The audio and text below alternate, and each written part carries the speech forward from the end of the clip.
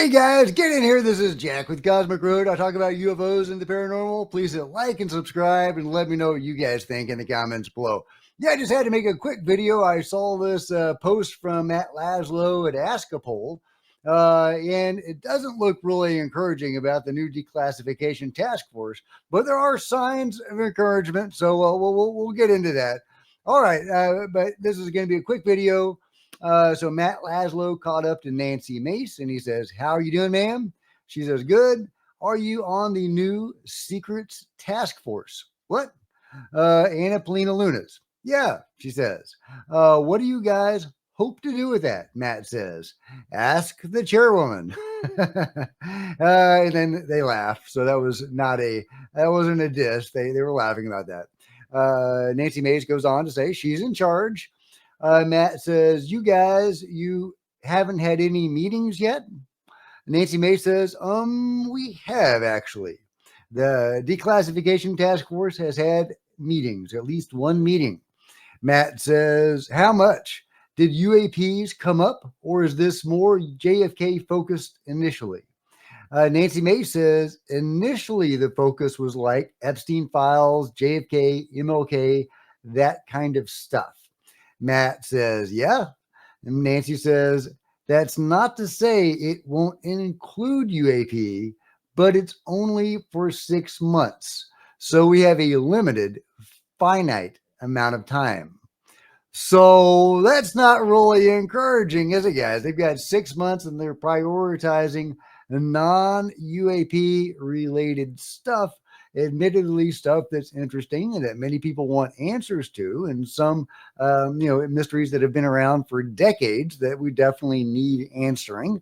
Not that I actually expect to get any real clarification on JFK, for example.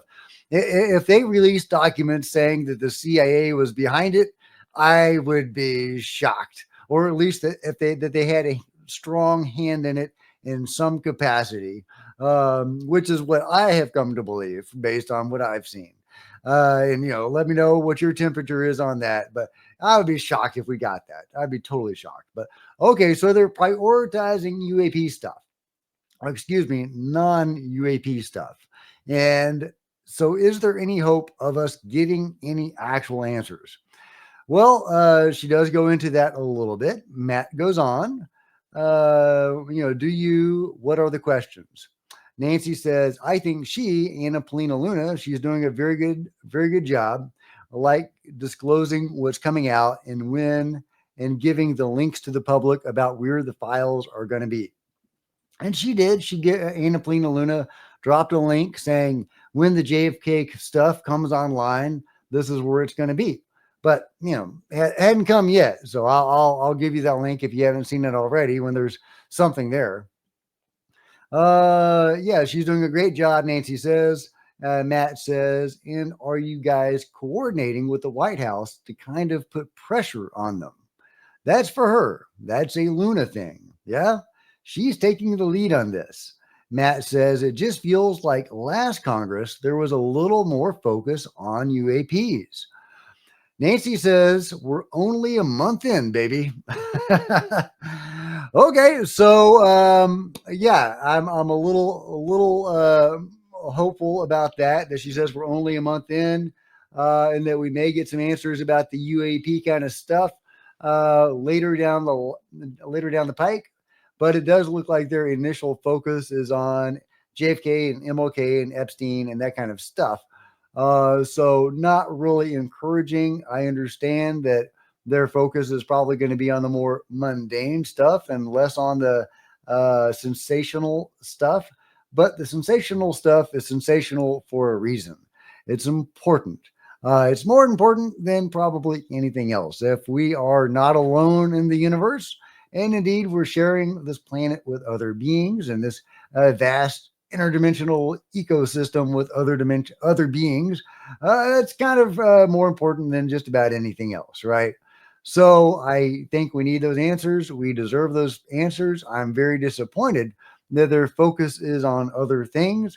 I was hoping that after we got the JFK stuff, they would quickly move on to the UAP stuff. But at the moment, it sounds, at least from what Nancy Mace is saying, that their focus is squarely on the mundane stuff, if I can call the JFK conspiracy mundane, but you guys know what I mean. Very discouraging and disheartening. However, she does remind us that they are only a month in, and that was in response to Matt's question. It seems like the last Congress was more interested in UAP. Of course, she was part of the last Congress, and she was a big reason why it was focused on UAP. Tim Burchett and the others, Jared Muskowitz, a bipartisan effort pushing this forward, getting us hearings with the likes of David Grush and Lou Elizondo. And I think we'll have more hearings to look forward to. They've certainly been talking about doing hearings in Congress as well as field hearings.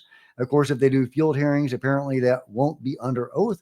So it won't be quite as valuable, but it could still be fun to do a field hearing in front of Lockheed Martin, right? Behind you is where they keep the UFO secrets. That would be interesting if we had a Lockheed Martin whistleblower in front of Lockheed Martin. So that'd be fun, but it'd be much better if we had them under oath. And as Anna Polina Luna has said herself, whistleblowers are great, but we need evidence. So I'm hoping they're just kind of, behind the scenes, trying to connect some dots and get some information for us and some actual evidence for us, because that's what we need.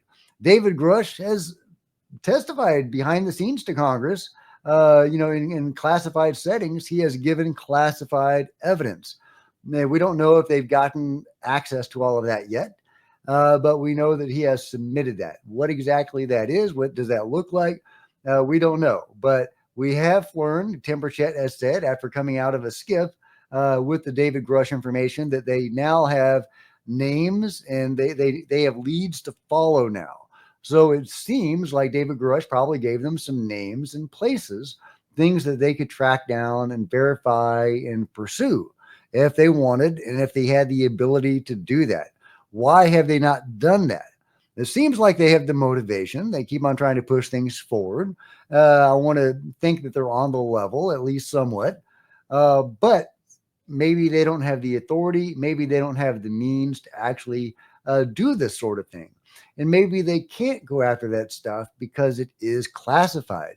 And that's, presumably why we have the declassification task force, so they can declassify this stuff and then hopefully pursue it and actually knock on some doors and pony up with a sweet, sweet UFO goodness that we all deserve. But will they do that if their priority is on the non-mundane stuff, or excuse me, on the mundane stuff, on the non-UAP stuff, non-UFO stuff? Are they quietly working behind the scenes to try to get us better stuff while they pursue this other stuff to start with? Let me know what you guys think. Are you discouraged? Are you encouraged? Are you ambivalent? Do you expect anything out of the task force? If not, do you expect, at least for the creation of a select committee, a permanent body within Congress to get to the bottom of it, or get more to the bottom of it? Or do you have more hope in the hearings or the field hearings? Where do you see the most signs of encouragement and hope for UAP and UFO disclosure? Or do you think we should just do it ourselves? Everybody go out and do some CE5 and all that kind of stuff and just, do it ourselves. Let me know where your head is at in the comments below. Like and subscribe. Smash the bell to be notified of future videos. You don't want to miss a thing. Join me on social media, Facebook, Twitter, Discord, Rumble, links below. Buy a t-shirt, buy a coffee mug, become a channel member. Channel members are rock stars, and I really appreciate you guys' support. Meanwhile, there are plenty of other videos on the channel, and I'll see you guys next time. This is Jack with Cosmic Road, signing out.